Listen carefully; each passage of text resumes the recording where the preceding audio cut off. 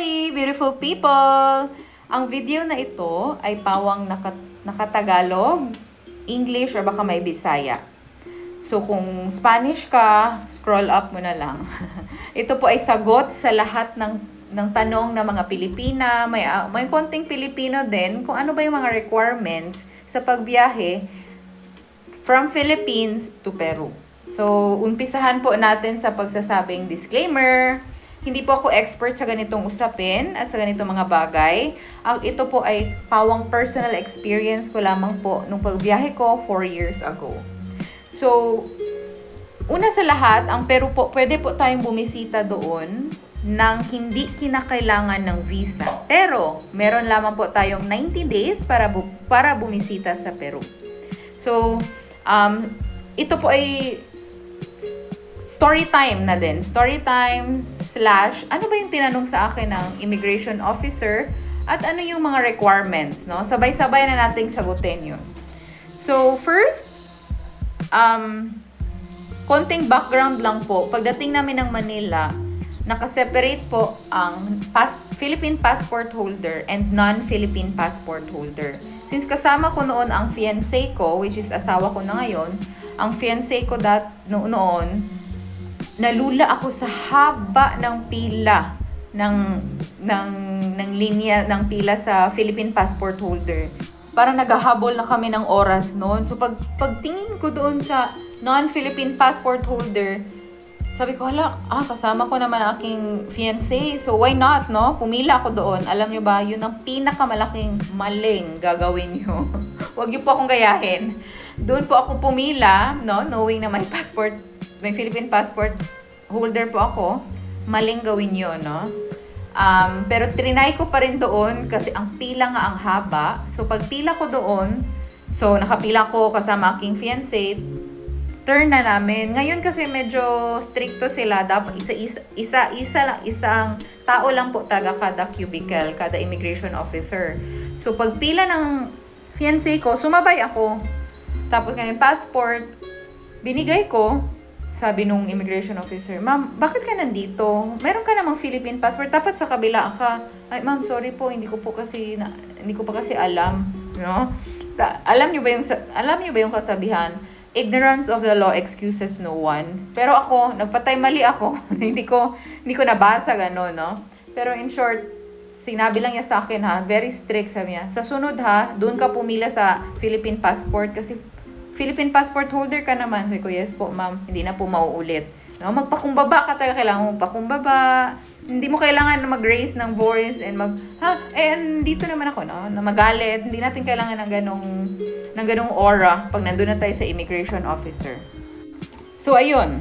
Tinanong ang valid passport. So, regarding sa valid passport, sabi nila at least 6 years. Pero for me, at least 1 year ang validity upon traveling. Upon mag-travel kayo.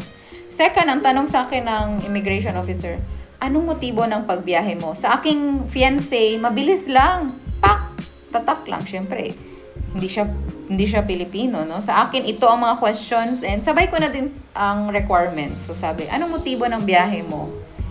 So, sasagutin ko na lang din if ang motibo ng biyahe nyo is tourism, ito ay para sa magbiyahe ng may kasamang fiancé or boyfriend nyo and mag-isa lang kayo, no? Nakakatakot pag mag-isa.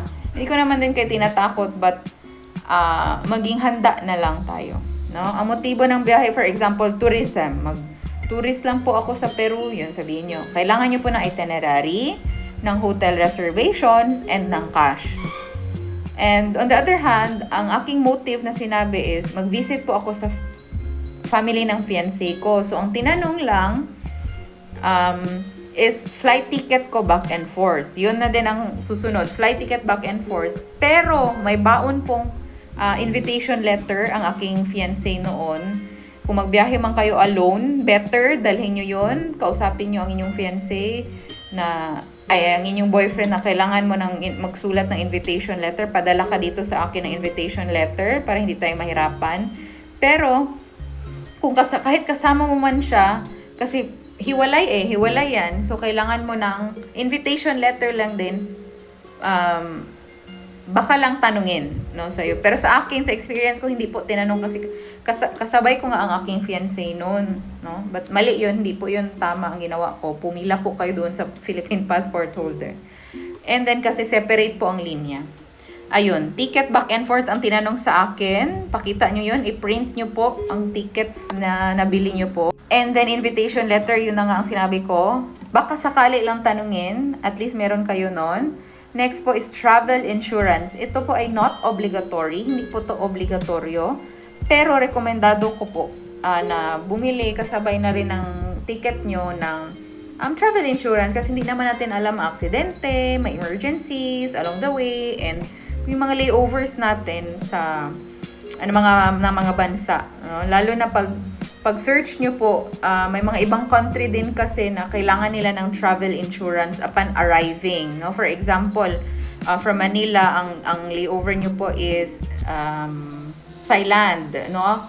Upon researching sa Thailand, kailangan nila ng travel insurance. So, more importantly is mag-research po tayo ng ating mga layover na bansa. Then, ang tanong po niya sunod, sorry. First time nyo ba tong makatravel outside sa Philippines, ma'am? Sasagutin ko po yan ng dalawang sagot lang man yan. Yes or no? Kapag ang sagot nyo po ay yes, oo, first time nyo po mag-travel ito outside sa country, outside sa Pilipinas. Hindi po ako expert, pero para sa akin lang po ito, red flag po siya, no? Pero depende naman po talaga sa situation nyo at papaano nyo sagutin ang immigration officer. Saka, medyo tagilid din po pag wala tayong trabaho or wala po tayong work. Pero if working po kayo, tapos mainly tourism lang po ang balak nyo punta talaga sa Peru, kailangan nyo po i-ready ang mga papeles nyo for traveling. For example, working kayo sa government, hindi po ako sure kung ano na ang process ngayon, pero pagkakaalam ko before, kailangan nyo po pumunta sa madaming tao para lang mag-acquire ng kanilang paper na na-approve ang inyong travel outside of the Philippines, no? On the other hand po, if nagtatrabaho po kayo sa private, hingi po kayo ng certificate of employment, mga ganun, or hindi ko po alam kung paano ang process, but yun din, humingi kayo ng papeles na nagsasabing may authority to travel po tayo. Then, if no naman po, hindi mo to first time to travel abroad, please, dalhin nyo po ang old passport nyo. For example, 10 years ago na yung first travel nyo, dalhin nyo pa rin po yung old passport kung saan po nakalagay yung stamp nung paglabas nyo ng bansa. Kasi nung akin, sinabi ko, hindi po ito ang first time traveling ko. Tinanong, kailan yung first time traveling mo? Tapos hindi ko na maalala, mga 5 or 7 years ago.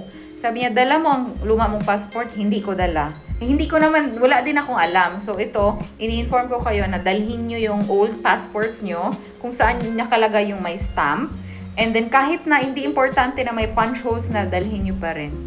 So yun lamang po. Pag may nakalimutan po ako, mag-comment down below po kayo or mag-PM lang po kayo. Maraming salamat po sa pag-follow sa aming page. Ciao, bendiciones! Paalam!